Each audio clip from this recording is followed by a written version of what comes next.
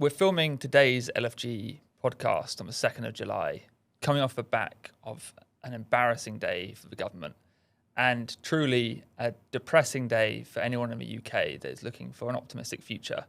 Because yet again, we can see that there's a government failing to deliver, failing to act, and failing to capitalise on the opportunity in front of them. This government has had a year. It has a significant majority. It has a position which previous governments have desired but not been able to achieve. They've had 14 years to prepare. And what we are seeing is the same mistakes repeating themselves. This is not a comment on party politics, but on the inability for our political leaders to do what is necessary. If they cannot pass simple legislation through Parliament, how do we expect them to do large-scale reforms in planning to the tax system to enable this country to grow once more and to get us out of this cycle of decline we're in? It is truly staggering that we once again find ourselves in a position where Parliament is seemingly incapable of functioning at the level that is needed to get us out of the system and problems that we find ourselves continuously in. As I say, this is a sad time, regardless of where you sit on this issue. It is clearly a dysfunctional situation. The political leaders have been unable to build coalitions in order to put forward required legislation, sufficient agreement and coordination among their own party, despite the huge majority. This is frustrating, and it constantly points to the problem that we've been championing at LFG, which is that once again, our political leaders are failing, and they're incapable of doing what we need them to do. Here at LFG, we want to pressure, and we are going to push them to continuously be better. But I think today's an important day to reflect on how much work is needed.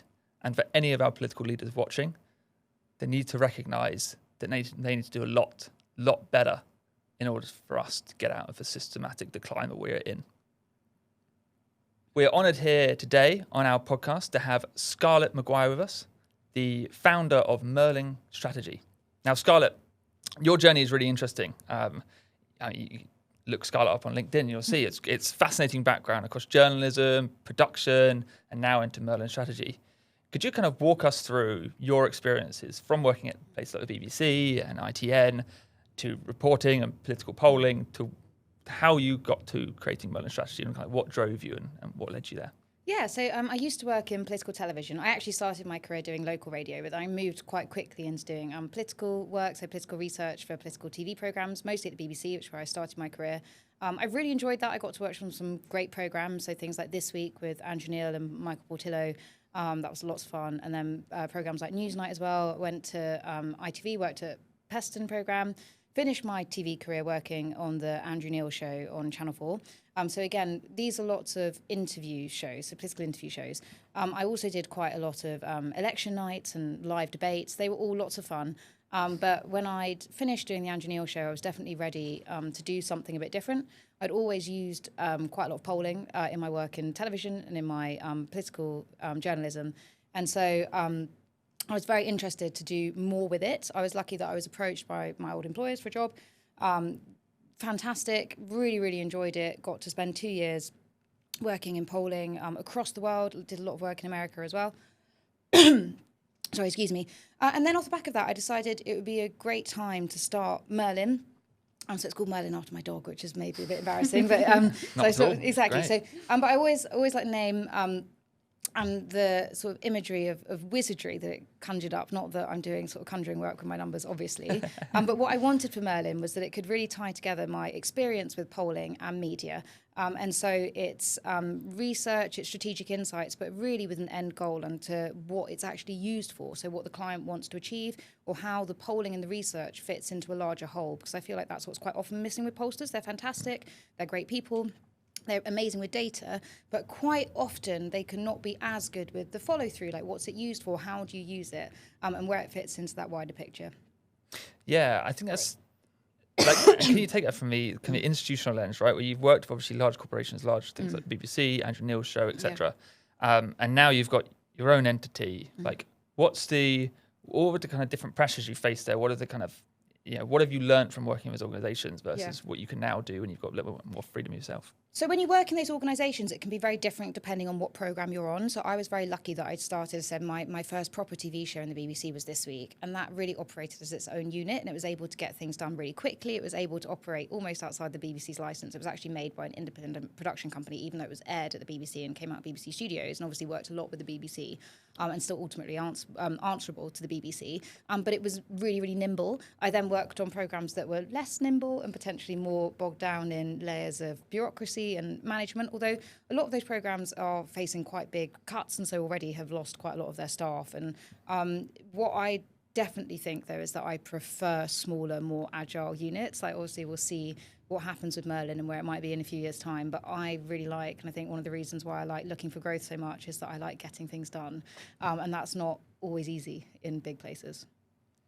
Yeah. And kind of, you touched on it there about like political polling and how much does it inform decisions that go through like the BBC? Like how much does it lead stories versus the reverse of like there's a story already and therefore polling informs that versus actually the polling is what drives the story? So we were always taught at the BBC, it's different in different places, but there's a general prevailing attitude that voting intention polls, so just straightforward horse race questions, should never lead stories in and of themselves. We've seen that be relaxed a bit. Quite a few more places are leading with the stories, especially if they've commissioned them themselves, sort of understandably. And especially, I guess, when it is so interesting to people. So, for example, the first time Reform led in a voting intention poll here, that made news. And I can actually completely see why that would make news, but there's normally a bit more hesitation over leading on just plain voting intention stories. We can see on a day-to-day basis that polling can lead news stories, and I think that's why it's so... it's one of the reasons why I enjoy it so much, because it's fantastic at taking a read on what people think. And I think there can be quite often disjunct between what people think and what politicians think people think. And so if you can draw attention via the media to what people actually think, I think that can be quite helpful to inform politicians. So your first bit of big polling, Will, LFG, check it out on the website if you haven't already, showed that people are quite down about the state of Britain. Do you think this was the case 10, 20, 30 years ago? And if not, why? No, I do think people have been feeling a lot worse recently, and I think, I think they've been feeling about as bad, for the last year or so. I think this was very clear in the general election. I think we'll come on to talk in a bit probably about the politics of today. Yeah. But I've been quite surprised how slow some politicians have been on the uptake to the mood out there amongst the public. I think they're starting to get a better sense of it now. But no, I think it's been particularly bad since COVID. And especially when you talk to people, outside London, when you do focus groups with them, it's really, really clear the scar that COVID and the recovery from COVID and the recovery from lockdowns, the scars that it's left on those communities. They'll say, I used to go to the pub before COVID, but now they're all shut, or now my high street is unrecognisable. And it feels like it really sped up the decline that I think was already visible. A lot of these places were already feeling left behind. Like a bit of a catalyst. Yeah, exactly. And so when you speak to people, COVID seems like a real sort of AD-BC moment for them in terms of when they imagined anyway that they were feeling better before. So no, you're absolutely right. The findings from Looking for Growth made for actually some really, really bleak reading. But I don't think it's anything very new. I think it's something from the last few years. So how many years would you roughly guess? Again, so I'd say I think that this country has properly struggled to recover since the financial crash. And I do feel like general confidence in the country and its future has been declining since then, as well as trust in our key institutions, not to mention trust in politicians. But I think it's been particularly pronounced over the last 5 years since COVID. And do you think there's any space in that for a movement like LFG or others that are kind of doing similar things to try reverse that? Absolutely. I've been struck when I've done events with LFG. The energy is extraordinary. The fact that so many people turn out because they would like to change. They would like to make a difference. I think that's really pointing to the fact that there is potential out there, and there's clearly the will to make things better. I guess it's just about how that actually translates into action, ultimately making a change. Yeah, and that's like a real critical part, right? Which is, you go to events, and the one thing you can get agreement on from everyone is that everything's broken and that things just suck. It's really bad. And how much do you find from your kind of polling is one, obviously that angle no doubt comes out as it did for the LFG poll, etc. But also what needs to be fixed? Like, is there a disconnect for politicians? Because it seems fairly obvious to a bunch of people, many in LFG, of these are critical things you need to address. but politicians seem incapable or unwilling to do it. Is that because there's actually a lot more noise out there, there's a lot more uncertainty, or is it just that's not being captured yet? How do you see, like, when you go around talking to people, do you see similarities of what people are really saying? Look, fix this. Why is no one grappling with it? I'm aware that I can quite often sound incredibly critical of politicians, and I do get frustrated by some of the things that we watch, but I also have sympathy for them as well. I think it's very hard when you're caught up in the day-to-day job, and especially when the pressures of our media systems, and again, which I have a lot of sympathy for, I like, as we said, I was a journalist, and a lot of my friends are journalists, and I think they do great work a lot of the time, but also there is a general bubble, an echo chamber, and I think that can create the wrong incentives for politicians and also just distract them all the time in a way that actually, again, I have a lot of sympathy for it. I'm not sure I'd be any better were I to be in the job, but it's not very conducive to A, listening to what their voters actually want from them, and then B, delivering on those goals. So I'm actually hugely sympathetic as to how they can end up in the position they end up in, especially sort of en masse, because that tends to be what happens. But they've definitely been slow to the uptake on a few things. I think Brexit was a real cry for help. It was a cry for help from lots of parts of the country that did not feel like they'd benefited from any, they wouldn't use the term economic growth, but they feel like they were being left behind. They were feeling like they were being left behind by elements of globalization in a changing world that just was not working for them. They were also obviously picking up, I think, on the general stagnation of our living standards since the financial crash that I said. And again, that's especially visible outside London. It can't be said enough that London and the South East a lot of the time does not look like the rest of the country. And we live in one of the most unequal countries for that in the world. It is very, very noticeable, especially when you spend a lot of your time, like I do, going to these parts of the country to do focus groups. So there's a lot of frustration there. But yes, the Westminster, I think, sort of insider class has been very slow on a few things. And I think we've noticed one of those things recently in terms of the very sudden change in attitude. So any pollster worth their salt, although indeed quite a few didn't, but any pollster worth their salt could tell you since Brexit that the public were not happy about the immigration system that this country had. And they did not feel like it was working for them. They thought it was negatively impacting their communities and their living standards. Now, you can argue whether they were right or wrong to feel like that, but it's undeniable that they did feel like that. And the vote for Brexit was in many ways, yes, it was a frustration at the European Union. Yes, it was a vote for sovereignty, a frustration that they were voting for people who weren't ultimately accountable for the direction in which Britain travelled. But a lot of it was a vote against an immigration system they didn't think was working. Now, of course, then we had Brexit was in 2016. We then had a 2019 election, which was just to get Brexit done, which again, I think you could read as another proxy vote on these issues. And then, of course, what happened was a spike in immigration. Now, even though this was the case, when I was doing broadcast interviews 2 years ago, I'd go on TV and I'd say with a very straight face, as I do, just say what people think, say, well, X many people are not happy with this current immigration system. That was a controversial thing to say 2 years ago. Now, of course, fast forward 2 years, we see that it's mainstream Labour Party policy. We saw that immigration paper that came out. Keir Starmer now says he regrets some of the language around it, but the change of tone from the sort of Westminster bubble is very, very clear, and has been made very quickly. And that has taken years too long, I think, to catch up. Now, again, if you're a politician that wants to make the case for increased immigration or even just the status quo that we have at the moment, that's absolutely fine, and their prerogative to do so, but they have to fundamentally acknowledge where people are to start with, and then they can start making the case. Yeah, and just how much do you see this as like kind of one of the angles I pick up quite a bit is like this failure of leadership. I fully support your view of like being a politician is actually a really tricky job. You have so many different competing priorities, so many different things you're like trying to navigate, etc. There's no doubt like more we can do in terms of like improving, potentially some of our talent within our political realm. But actually, like it's a really tough job. But these things you're mentioning, right? Like this Brexit, immigration, it was very clear at the time. Like this is a group of people across the country who are really unhappy with the status quo, the direction of the country. 2019 again. More recently, and the fact that now you have such a knee-jerk reaction just feels like such a disconnect. And how much of this is actually the fact that you don't have political leaders who have strong views on this stuff or actually are thinking, well, how do I improve the country?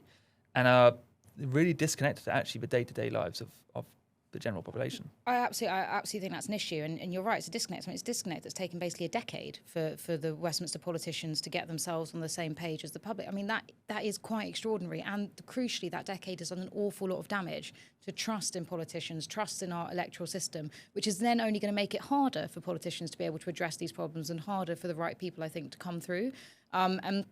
And so these things, it's not just that it takes too long and then people get left behind. It's that it's actively damaging the more time it takes for politicians to get onto the same page as their voters. I think we have seen a string of leadership recently where you can look at Keir Starmer, you can look at Rishi Sunak before that, and again, you can have sympathy for these people personally, or you might not, but you can have sympathy for them personally, but you think, well, I think it's undeniable that even if they've had a clear vision, they've certainly failed to articulate it. And then, we're quite used to people changing their minds. And I think had Rishi Sunak and then Keir Starmer after him sort of was selling themselves on technocratic competence. And I don't think that's enough. Yeah. And that, I mean, it feels to me like a strange angle. And this will be interesting to get from your experiences you have. You may not have done formal polling on it, but the kind of, I don't get a sense that people are want leaders who they feel are just technocratically very competent, very kind of, oh good, we're going to have a very systematic approach to how we deal with these problems, rather than someone who actually has this vision to say, like, the world's really complex, lots of challenging things are coming. I will lead you, and you can feel confident in me as an individual and the way I lead this party. Like, do you sense that actually people are just turning around saying, no, I really just want someone who is a steady ship and understands, can get on with the job, versus someone who's like, no, I believe that leader and I trust them? I think this is the difference between sort of noting down what the public have to say and then properly listening to them. Because if you sat through focus groups or looked at polls in the wake of what was happening to the Conservative Party after they went through Boris Johnson and then Liz Truss and then finally with Rishi Sunak, and they would say, I don't want any more drama. I just want, someone boring would be great. And actually, the public never mean they actually want a boring leader. They might say it. And again, that's not to say they're lying or they're being two-faced or anything like that. No, what they mean is they don't want you to change leaders lots of times. And because, again, that's distracting from what's getting done. But they never actually really mean they genuinely want someone who is boring, who does not have a vision. And I think that's quite a common misunderstanding. I think some people can be far too literal when getting an answer on things like that and think, okay, note down, right, so they want someone boring, okay, let's give them someone really boring then, and then everything will go fine. I just don't think that's quite how it works. Yeah, interesting. What messages do you think actually resonate with people then? Because I think with Tories and Labour, they try, they'll say we're investing XYZ into XYZ and we're doing this and we're building that. And they kind of struggle with their credibility almost. What do you think messages actually would work and resonate with people? Is it a trust issue? I think fundamentally it comes down to trust, because the trust has been so broken in politics and politicians that even if they were to set out now a policy agenda that they were very excited about, the public are already sort of tuned out. And again, this was a problem that Rishi Sunak had towards his administration. And we're already starting to hear people complain about that with Labour. I did a focus group recently and I tried to talk to members in the focus group about the 10-year plan for the NHS. And I said, government's got its 10-year plan for the NHS. And they started laughing. I said, why are you laughing? I was like, why are you laughing? And they were laughing because they didn't think this government was going to be here in 10 years. And they just thought it was ridiculous to even talk about a 10-year plan. They're not, people are not listening to them anymore. So it absolutely comes down to a level of trust. Now, there's other ways you can do effective messaging. And we saw this from Labour at the last election. They basically ran on a message saying the country's broken. You desperately need a change. And that really tapped into how people were feeling. Yes, they thought, yes, the country is broken and we need a change. They were never completely sold on Labour being that change. That's why they only got about a third of the vote nationally, which was lower than Labour were expecting. It was lower than a lot of commentators were expecting. It's lower than most of the polls said they would get. And that's because they never quite sold their vision. But people were so fed up with the Conservatives, they were prepared to vote for anything else to get that change. Absolutely fine. But what they didn't get was then the vision. And I think it's quite interesting at the moment because now we have the Reform Party who've made, doubled their vote share since the last general election, who put in a very strong performance at the local elections that we had in May this year. And their current slogan is Britain is broken, which is remarkably similar to what Labour were doing this time last year. But I think it's interesting because I think Reform should learn from Labour. And it's not just enough to diagnose the problem. As you were saying at the beginning, you have to start actually setting out some of the solutions as well. Yeah. And this is an interesting angle from my side in terms of when Labour talk about the fact we have broken Britain and we need to repair it, and they didn't have this vision. And you now have reform growing in popularity, and a lot of people are, I feel at least within the Westminster bubble, within the political sphere more generally, is like, oh, it's a protest vote. People are unhappy because it's not quite going how they expected, etc. And I don't get that sense. I actually get the sense that people have reached a point where it's no longer like, I want to give the Labour or Conservatives a kicking. It's actually just a complete desperation now of they're broken, they can't fulfill their mandates, they can't do what's necessary, and therefore I'm going to actively vote for something new, which at the moment is reform, and that's the option. Does that chime with what you're getting from people? Absolutely. I think that's a really good diagnosis. And one of the things I was most interested in from the last wave of the Looking for Growth tracker that we did was I was looking at the data afterwards, and it struck me that on these questions about how much of decline Britain is in, how angry people are about the state of Britain, how pessimistic they are about its future, Reform and Green voters were much closer together than Reform and Conservative voters, for example. So it's not even so much a political spectrum thing. It's interesting to see how there's that relationship between pessimism, and I don't really like the word populism, but for want of a better term, for populism. And if you are fed up with the state of the country, which an awful lot of people are, then actually going for something that, is in inverted commas, a risk, or something people will say, oh no, you can't do that because, it's unknown, and all the rest of it. Well, that's, taking that chance seems less of a risk than staying with the status quo, because the status quo seems so bad. And as you say, I think that's where a lot of people are right now. And it's actually why I was listening, I was doing some local radio coverage on the BBC after the local elections, and there was a Conservative on before me, a Conservative politician, who said,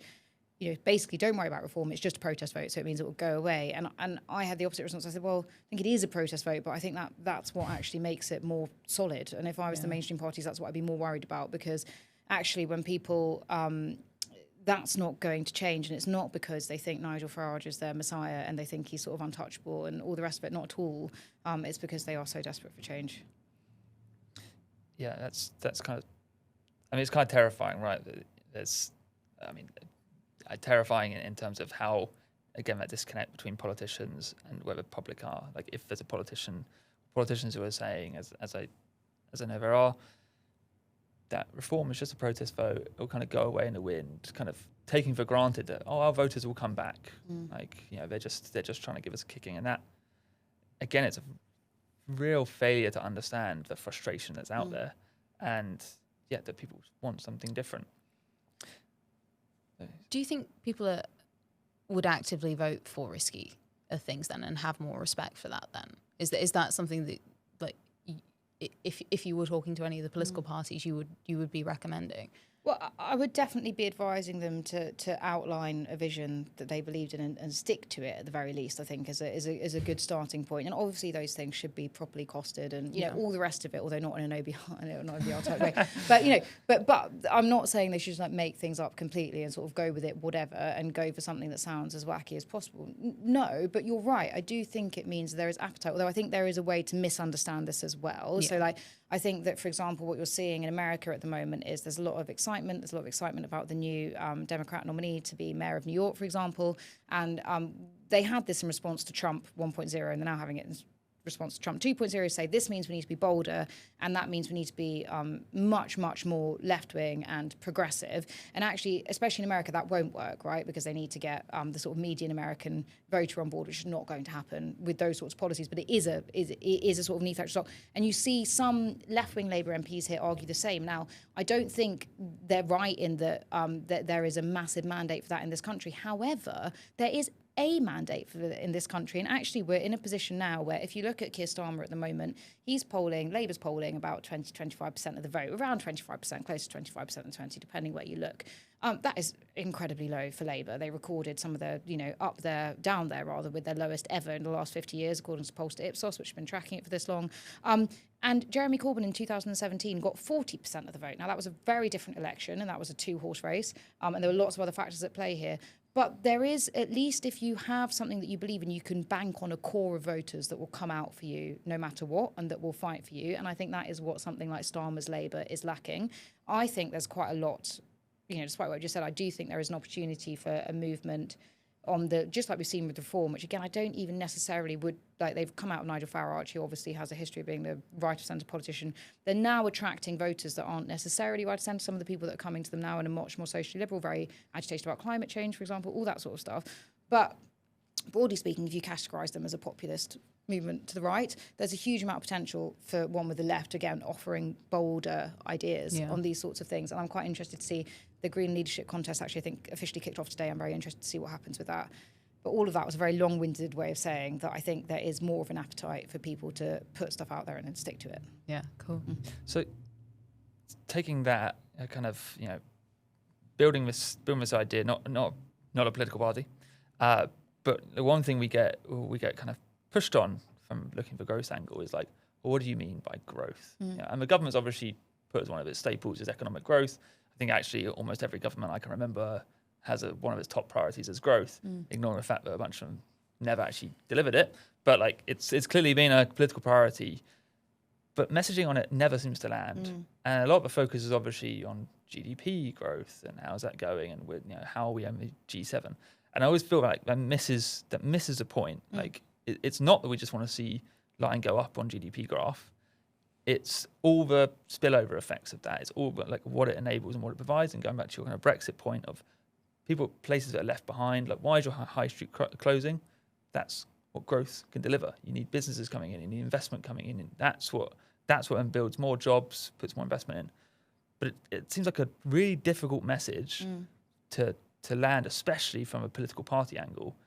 Why do you think that is, and where do you think the gaps are for people to kind of land that? I mean, you're absolutely right. It is very difficult. I can see why politicians talk about it, because it's one of the most, if not the most important thing, to be able to then get a country functioning in the way it needs to. And we are in desperate need for actual growth in this country. So I can completely sympathise with Labour saying we're going to go all in on growth. But you're right in saying it does not land with the public. And the public have become actually, if anything, very suspicious of growth. And I think this is for a few reasons. So one of the poll questions that we first asked with looking for growth was, which of the following comes closer to your view, which of these two statements? And the one that had majority agreement was, politicians have talked about growth for years, but I've never felt anything personally. And I think this is part of the problem, is I think politicians have been talking up growth in but a lot of the time we're talking about, as you'll know, fractional decimal points of growth, if that, and then saying this is fantastic. And then again, so first of all, it's not big enough growth for people to actually feel, and it's concentrated in certain parts of the country. It doesn't reach most parts of the country. So the public feel very alienated by growth, because they think, well, whatever growth has happened so far, I've not felt any of the benefits from. And so there's this sense that the government is acting in someone else's interest, not theirs. And so if they're talking about growth, that will benefit rich people, it will benefit bankers, it will benefit the elites, and it will actually potentially even make them worse off. And I think this is, again, it's tapping into that things we were saying about Brexit earlier, was that Brexit was this sort of vote against a system that a lot of people who supported Remain said were working fantastically for the country. Other people did not feel it. And if they didn't feel it, you can't expect them to be thankful for it or excited about it. And that's where we are with growth. So it's very interesting. People don't really understand growth when you talk to them. They don't really understand GDP. Again, I don't think that's a problem. They do understand living standards. And living standards is something they can get their head around, and something they've always expected, or at least expected to go up. We saw living standards soar in this country in post-war period, and then continue to overall trajectory be very good. And so you're now dealing with generations that are, contemplating a less steep increase or even a decline, and they don't take to that very well. And I think that's what we're grappling with at the moment. So I think I now find it much more effective when I'm talking about how people feel about growth and about, the economy stuff. I nearly always frame it in terms of living standards, and I feel like then you have quite a lot more luck in ascertaining what people actually think about it.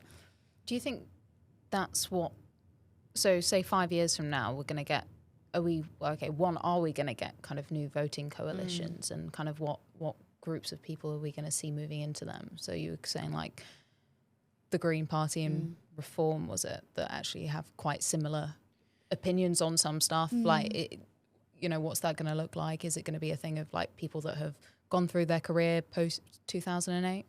It is really interesting because young people do seem to be more disenfranchised. Now, there's nothing necessarily that new about this, and that younger people have been historically less likely to vote, don't turn out as much, don't engage as much in our political system as older people do. I think you could see that become quite a lot, more pronounced. I'm really interested to see what happens at the next election. Even just anecdotally talking to my friends, I can see that a lot of them have completely tuned out of the political system and just don't, are not really willing to engage with it at all, even to vote in it. Saying no, that's not really.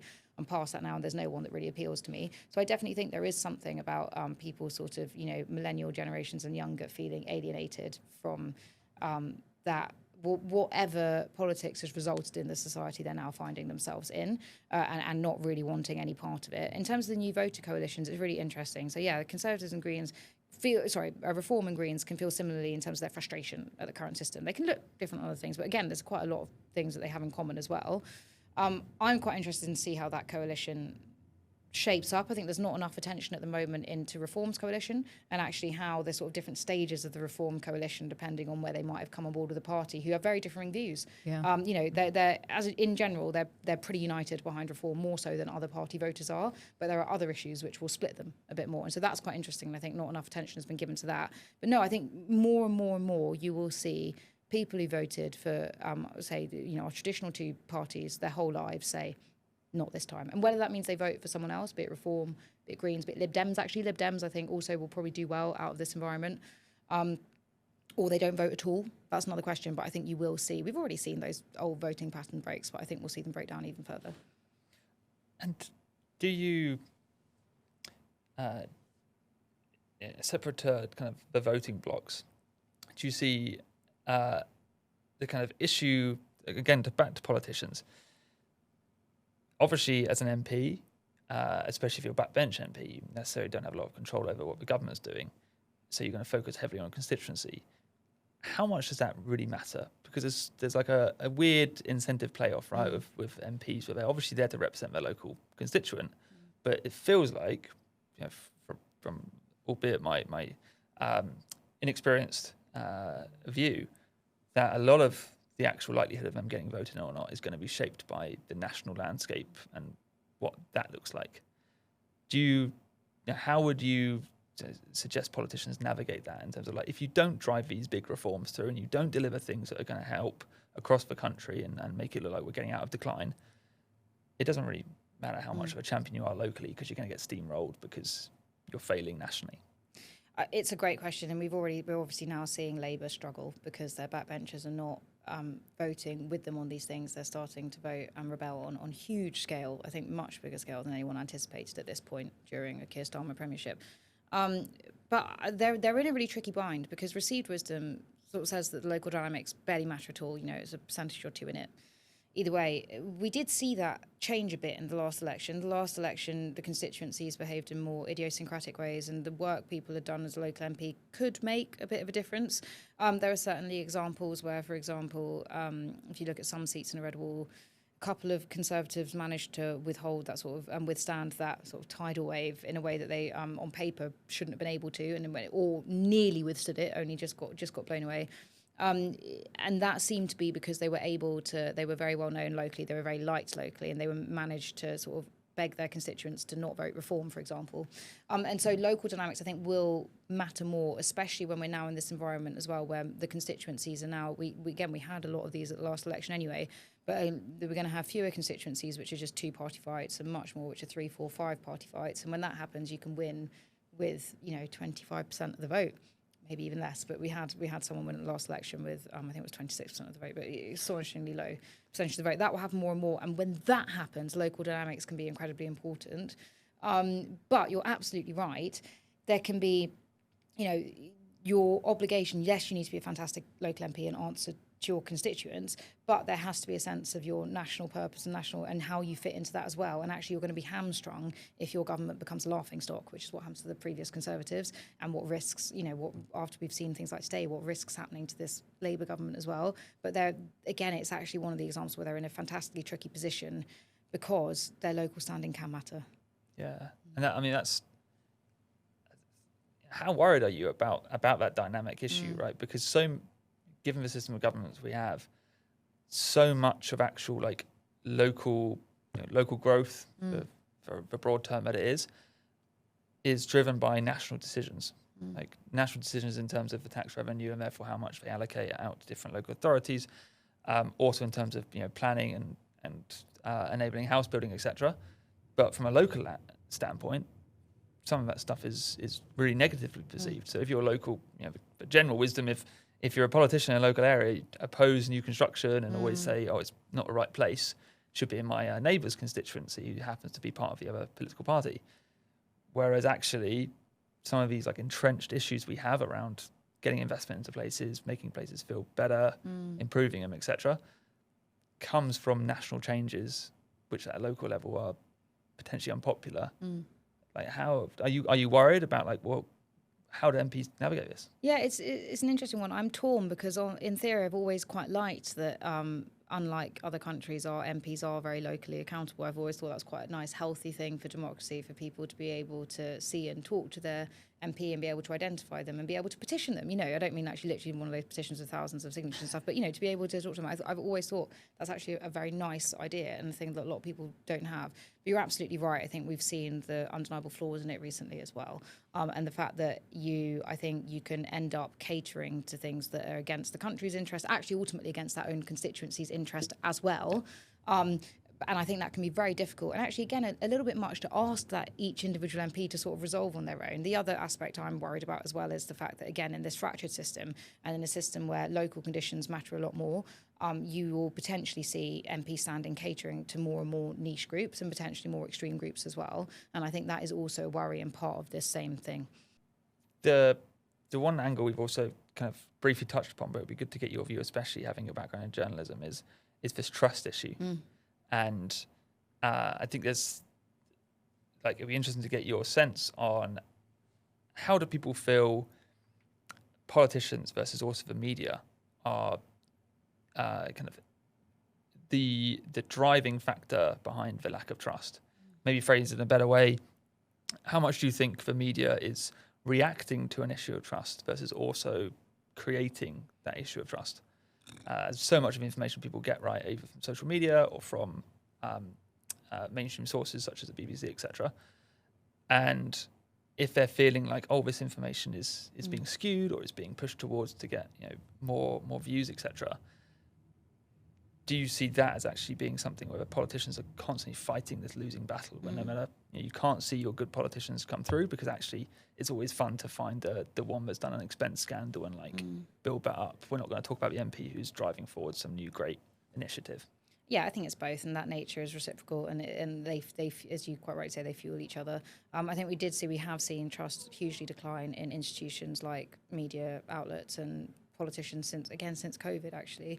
And I think a lot of that was partly because people were so because I think we were getting what was going on in our day-to-day lives from quite often from the TV screen, say, of the BBC or another broadcaster broadcasting straight into our house what the politicians were telling us.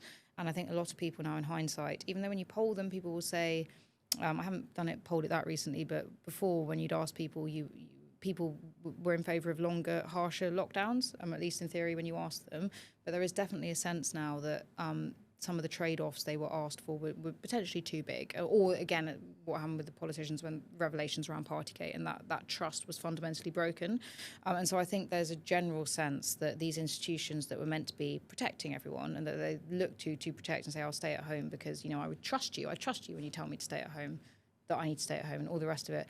That trust now feels quite broken. And I think that's actually behind a lot of this. Now, obviously, you can point to the way the media, especially, parts of the media will grab on to stories that are not necessarily that meaningful and blow them up and all the rest. But yes, absolutely. And I don't think that helps either. But I think there's something more fundamental going on as well.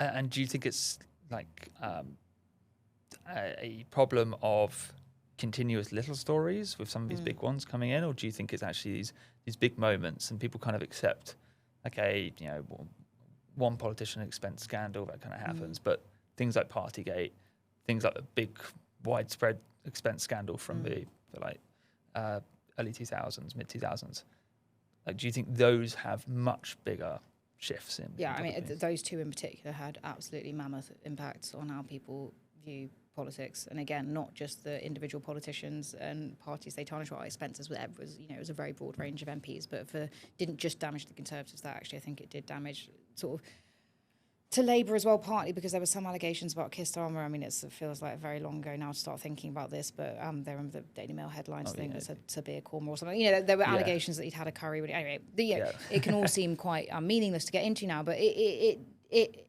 did what I think the Conservative attack dogs wanted it to at the time, which was to tarnish Labour as well with part of it, but that hasn't helped anyone in the long run.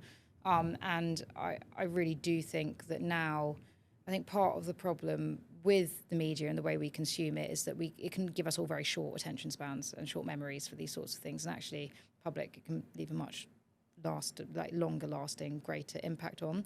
I think the other effect of it is because there is this constant stream of news every day, and because it can seem to be quite bad, or about people behaving badly and all the rest of it. Increasingly, I talk to voters and they say, I don't watch any news. I don't engage with any news. I've had enough.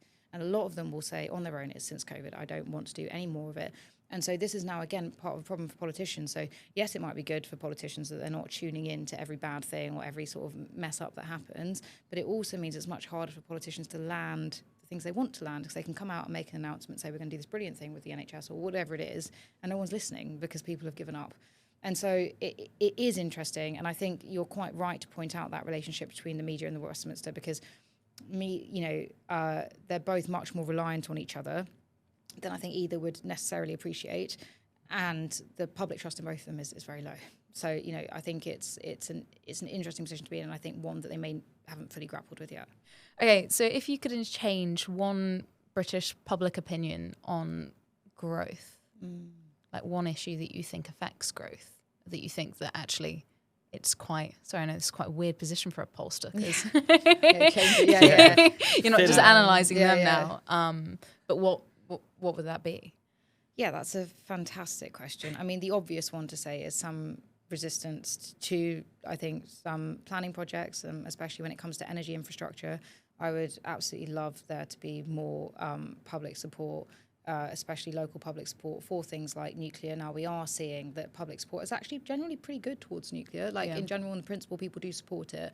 But obviously, it's up to the government to actually sign these projects off and invest in them. They should have invested in them a lot longer ago. But I would just love to see many, many, many more energy infrastructure projects built. And I think too often they are held up or not even got to that stage, not even got to a stage where they're being properly conceived of because of anticipated local upset. How do you think, or why do you think the opinion's changed on nuclear? Yeah, it's a good question. It could be a couple of things. Firstly, the memory of nuclear disasters could have receded a bit. They're now getting further and further away from one of the ones that everyone talks about, like Chernobyl or some of the other examples. And it also could be that I think there was a general sense in the public. There's not really a sense of how Britain's energy compares to everyone else's. People don't tend to have a good sense of comparisons. Obviously, we compare very badly our energy costs to everyone else's, but there is a sense they're far too high. And I think people are just saying, well, if it'll bring my bills down, then fine. I can live with it. Yeah. To round out, we like to, obviously we've got into a lot of topics of how Britain's in decline, why that is. We like to finish on an idea of a pessimistic take on what concerns you going forwards, where are your biggest concerns about the future of the UK, and then turning on his head to talk about actually where are the cracks of optimism, what things can drive it. Obviously if you say LFG, that's great, but beyond LFG or in addition to LFG, where do you see actually this is something I see as a real potential so I do spend quite a lot of time being quite pessimistic about the future of the country. So I can see quite a lot of talent leaving. I can see a lot of my friends considering to leave, people I never thought would want to leave. I can see people actually starting to have those conversations and say things like moving to Dubai, which I mean, it's just, 10 years ago, I couldn't have imagined anyone I knew saying they actually wanted to live in Dubai. But, so it can be quite pessimistic. And I think the thing I'm most worried about with the UK is we've now got another 4 years till a general election, which we think we should do. We've still got a massive majority. So there's no real reason why it should end sooner, despite scenes like today. What I'm worried about then is whichever government is elected next, and in whichever form, whether it's a coalition, whether it's a governing party outright, I'm worried about that party, again, a bit like Labour has done now, failing to properly grasp the urgency with which the public want radical change, and to properly grasp that whatever that government is, they are very much people's last roll of the dice. And I feel quite strongly that if they also don't deliver, and again, it's a very high bar to deliver and a difficult bar to deliver, so I have some sympathies, but if they also fail to deliver, I really worry that you might see people turning off democracy altogether. And we're already starting to see small increases in people saying, you know, they would actually quite like a king with no elections and things like that, which can be quite funny to discuss, but actually I think it's getting to something that's a lot bleaker and a lot more corrosive. And so I really do worry about that. I worry about what happens if there's another government in 4 years' time, or a Labour government if it gets in again, but it still hasn't grappled with, again, that urgency for change and the sort of need for quite radical action, I think, to deliver those things. And I do get worried about the consequences of that. Yeah. And the optimistic angle. Oh, yeah, sorry, the optimistic thing. So one thing I think I do like is that, so you were seeing this with the public, the party loyalties are starting to break down amongst the public. We've seen that for a while. But I think it's accelerating. And what I liked about looking for growth actually is the fact that it attracts talent and interest from people across party who are willing to have these discussions and say, what can we do to get better together? Now, this sounds like a very naff and cheesy thing to say, but I actually do think that's really reassuring. And I think if we can move to a world which is you have a set of people who are very driven, who are ideas first, who are truly, you know, sort of, heard Labour say, Keir Starmer used to say a lot of people before party, the public before party. But if we can actually truly get to a situation where people aren't encumbered by worrying about that sort of stuff and are willing to work together to make the country better, I think that's a good thing. Excellent. Well, thank you. Yeah. We didn't pay you for that plug of LFG. But thank you. Yeah. No, it's great. Thank you so much for taking the time to come and join us today. It's I loved it. been super insightful. Yeah, great. Thank you so much. Cheers. Thank you.